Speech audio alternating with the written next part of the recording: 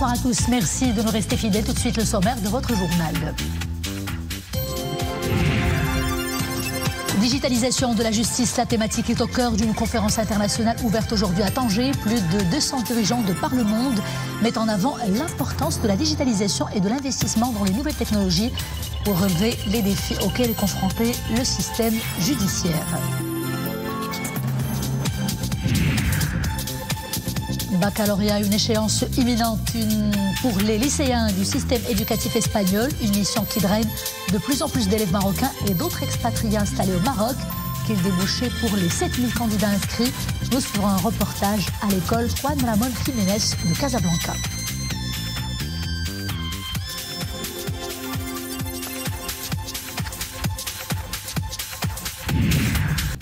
Bonsoir. Avant de développer ces titres, un conseil de gouvernement s'est tenu à Rabat sous la présidence du chef du gouvernement, Aziz Arnouch.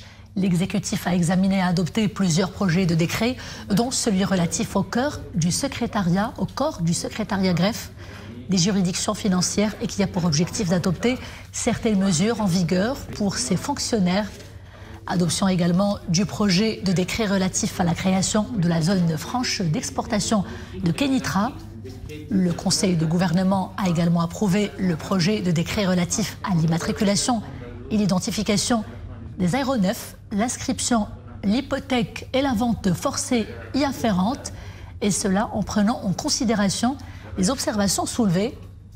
Approbation également d'un projet de décret relatif aux établissements et cités universitaires, un projet de décret qui vise la création de nouveaux établissements universitaires, à savoir les facultés de médecine et de pharmacie à El Rachidia, Bni Mellal et à Guilmim, l'École nationale supérieure de l'intelligence artificielle et sciences de données à Taroudan, ainsi que la transformation de l'annexe universitaire de Berkane en une école nationale d'intelligence artificielle et du digital. Modifiant le décret numéro dans le titre et les articles du décret 209-442. Le chef du gouvernement a présidé aujourd'hui la 4e commission nationale des investissements, réunion marquée par l'approbation de 4 projets de convention en un projet cadre du dispositif principal de la nouvelle charte de l'investissement pour un montant de plus de 36 milliards de dirhams. Ces projets vont permettre la création de plus de 14 000 emplois directs, mais aussi indirects. Et parmi ces projets d'investissement, 2 qui sont portés par le groupe OCP et réalisés dans le cadre du programme d'investissement vert du groupe présenté devant Sa Majesté le Roi Mohammed VI en décembre 2022. Par ailleurs, la Commission nationale des investissements a octroyé le caractère stratégique à 5 nouveaux projets d'investissement.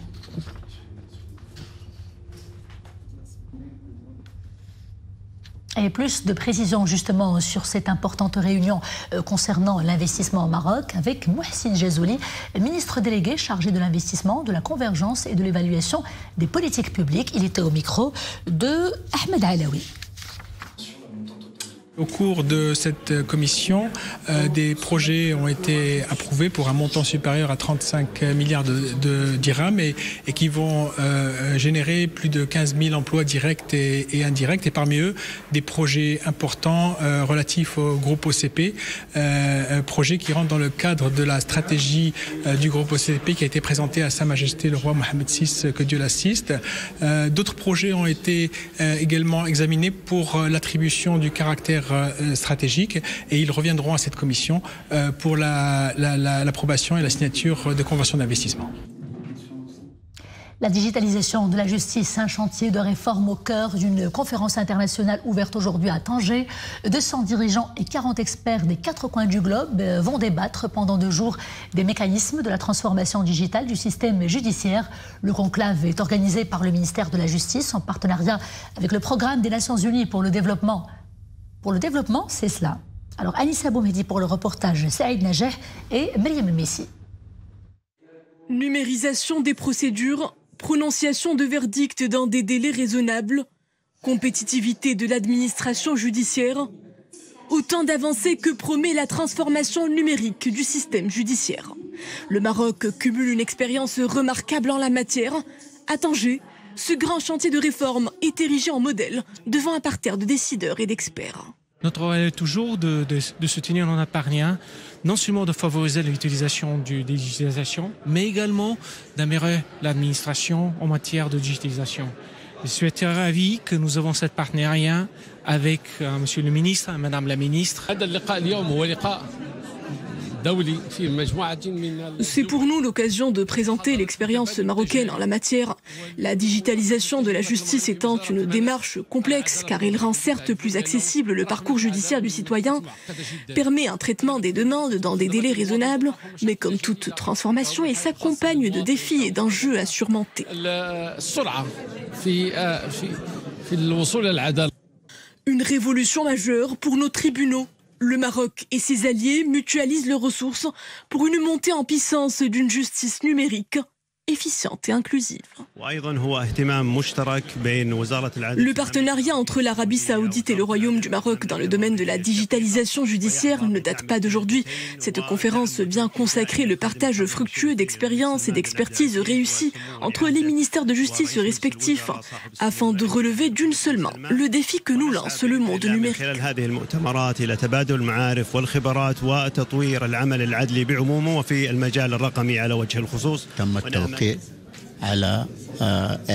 À travers cette déclaration d'intention, le spectre de coopération s'élargit entre les départements tchadiens et marocains de justice. Ce nouveau partenariat implique notamment la formation ainsi que le renfort des cadres judiciaires. Les travaux de la conférence internationale sur la transformation digitale du système judiciaire dressent un avenir où le numérique et l'humain coexistent pour une justice plus rapide, accessible et équitable. Et pour plus de précisions quant à ce sujet, nous sommes en direct avec Madame Samira Chekri, directrice de la modernisation et des systèmes d'information au ministère de la Justice. Madame Chekri, bonsoir. Quels sont les véritables enjeux de la transformation digitale du système judiciaire ?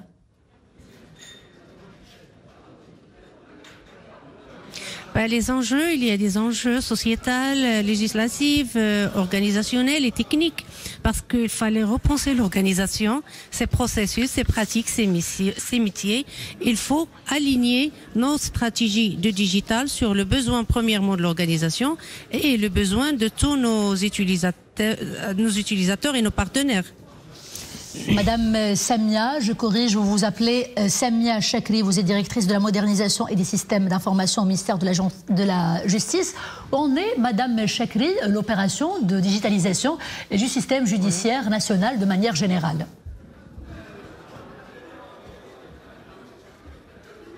Donc, on a commencé sur plusieurs chantiers au ministère de la Justice. On a commencé par les textes de loi. Il y a pas mal de projets de loi qui intègrent la digitalisation dans leur contenu. Et il y a aussi un changement organisationnel. On a changé l'organigramme du ministère et l'organigramme des directions, des sous-directions et aussi l'organigramme des tribunaux pour accompagner cette transformation digitale. Avant de commencer de changer et de simplifier nos procédures et nos process pour qu'on puisse après faire de la réingénierie et digitaliser ces processus. Et la digitalisation se focalise d'abord sur le besoin du citoyen en premier lieu. Donc tous nos systèmes tournent autour du besoin du citoyen, le besoin des professionnels de la justice comme les avocats, les experts, les traducteurs et tous les professions juridiques et judiciaires qui travaillent avec le tribunal. En troisième lieu, on a commencé à simplifier tous les échanges qu'on a avec nos partenaires, ministères, organisations et départements publics et aussi privés, comme les banques et les sociétés d'assurance. Madame Samia Chekri, vous avez parlé des citoyens et de comment ils vont profiter de cette facilitation des services administratifs. Comment justement cette digitalisation du système judiciaire peut-elle être au service du citoyen de manière plus efficace et surtout plus performante ?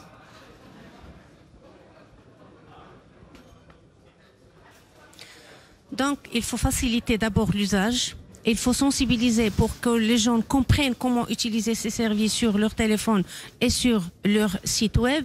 Et il faut former et accompagner nos fonctionnaires pour qu'ils facilitent et qu'ils traitent les dossiers des usagers en général plus rapidement. Et pour que les délais de traitement de leurs dossiers au niveau des tribunaux deviennent de plus en plus courts. Et quelles sont les mesures d'accompagnement que vous mettez, vous, en place pour mener à bien cette transformation digitale de la justice ?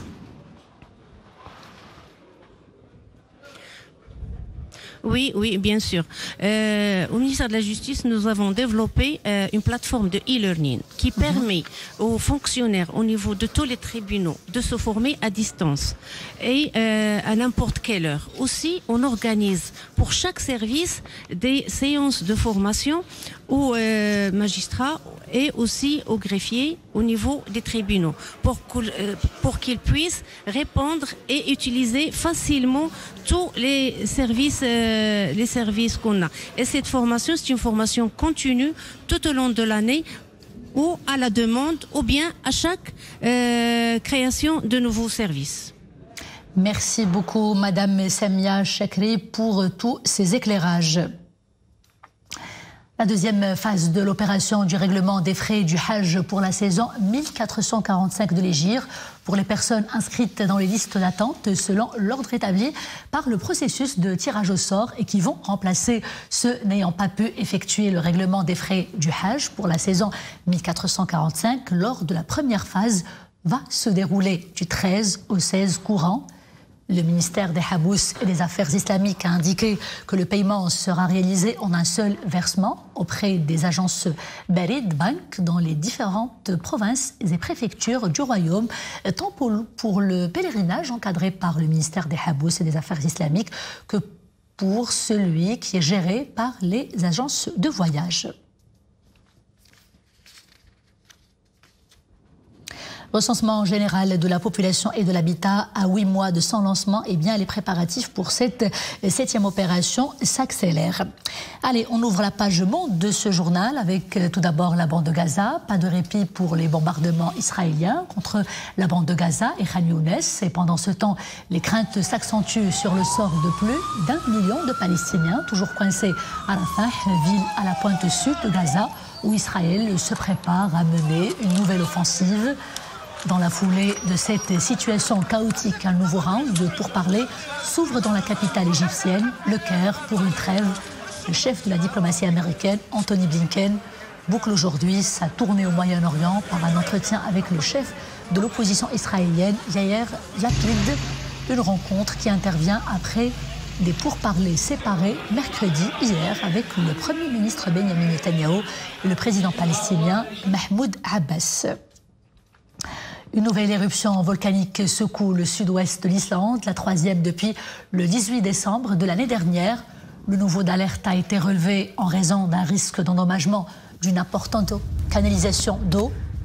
La protection civile a déclaré l'état d'urgence. Quelques 28 000 personnes vivant dans la zone touchée sont concernées par cette alerte rouge.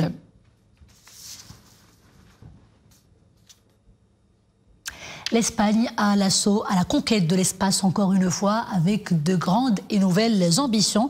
Après le décollage réussi pour la première fois de sa fusée privée, la fusée privée espagnole, il y a quelques mois, eh bien, la start-up PLD Space annonce qu'une nouvelle satellite partira à la conquête de l'espace et que la NASA va lui offrir un espace sur la planète. Ce sera un nouveau satellite donc climatique qui va pencher sur des études sur le climat.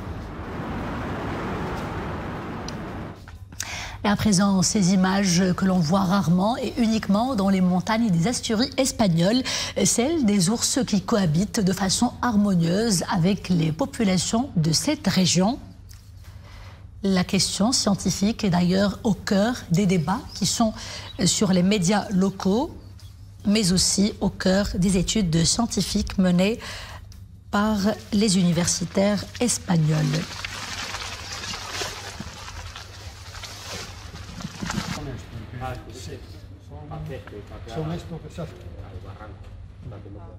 Retour au Maroc, éducation, plus que quelques mois nous séparent de la date des examens du baccalauréat, aussi bien pour les établissements publics que pour les établissements représentant les missions étrangères accréditées au Maroc. Ce soir, nous irons à la rencontre des futurs bacheliers du système éducatif espagnol, un système qui élargit ou alors qui s'élargit de plus en plus depuis quelques années au Maroc, qui élargit ses antennes. Plus de 7000 élèves y sont déjà inscrits. La plupart d'entre eux optent pour les universités espagnoles une fois le bac en poche. Reportage avec Mustafa Ouda, Huria Boutayeb et Omi Marami pour le commentaire. Nous sommes à l'école Juan Ramones Jiménez de Casablanca. Ces jeunes élèves de la deuxième année bac s'apprêtent à rejoindre les bancs de leur classe. À quelques mois du grand examen, ils ont d'ores et déjà fait leur choix de cursus académique à suivre prochainement. La majorité d'entre eux a opté pour des études universitaires en Espagne. Je pense m'envoler vers Madrid pour m'engager dans des études d'architecture. J'aime beaucoup les sciences biologiques. À Valence, il y a une bonne université réputée pour l'excellente formation qu'elle donne en ingénierie biologique. De grandes ambitions. Ces futurs bacheliers ont donc tous jeté leur dévolu sur des universités chez le voisin ibérique. Le moins que l'on puisse dire, c'est que leurs enseignants les ont bien encadrés pour les aider à affiner leur choix tout au long de la phase d'orientation. Car c'est bien avant la deuxième année bac que les chemins se tracent.